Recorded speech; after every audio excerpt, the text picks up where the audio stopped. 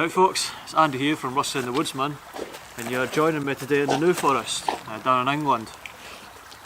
This spot I've been here a few times with the wife and kids, but this would usually become camping in the sort of summer period. You know, it's not too far from the car, which is probably about a couple of miles over that way. And there's also a fresh running stream which is sort of running behind you right now, so it means we'll have to carry water in. It's kind of an ideal spot for us really. But today, not camping, today's video is about this haversack.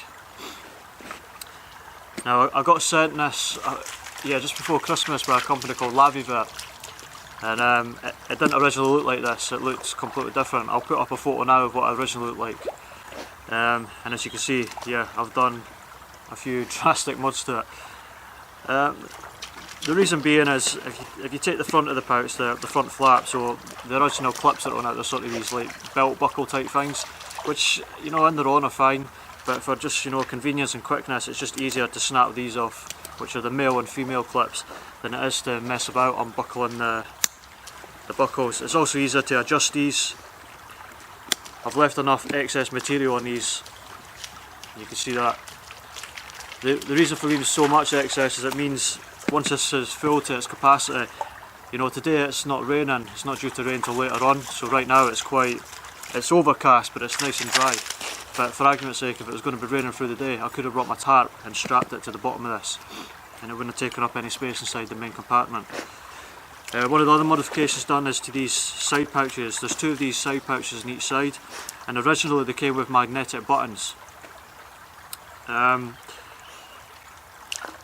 They weren't the securest. There used to be a different kind of loop on the bottom of this pocket to pull it open, and with the magnetic button on it, it wasn't, you know, the most secure. It can easily just get pulled apart. Also, my idea behind it was, you know, I could put my compass and navigation kit in one of these pouches, and with the magnetic button it would mess about with the compass. So I thought it's an easy fix, so I just bought a couple of these brass snaps and put them on with another webbing loop just to pull it. The other modification I've done was the actual shoulder strap itself. I've kept the same sort of design with the way it's attached on the side with these brass loops, but I just changed the colour of the material, and also it's this webbing material. It's a much tighter weave than the original shoulder strap. The original shoulder strap, the weave was really loose in it, so I think it would have snagged really easily or even ripped and tore, whereas this is a much tighter, stronger weave.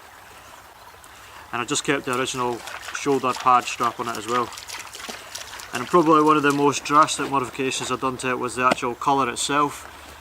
So looking at the picture again, you know, you can see it's a sort of sandy khaki type colour, and again it's no big issue with that, but to me I sort of like my subdued colours, you know, my browns and my greens and that, so I decided to attempt to dye it. It was a kind of an experiment. I had no idea if it was actually going to work, but I bought one of those dye capsules off of Amazon and put it in the washing machine, much to the wife's dismay, and yeah, it came out, you know, pretty much as good as you could expect really, and I'm really happy with it. The past couple of weeks I've been off work with a cracked rib, so I've been doing a lot of the modifications on film. And so yeah, I'll sort of stitch that in now to the video if you're interested in seeing it, how the various mods were done.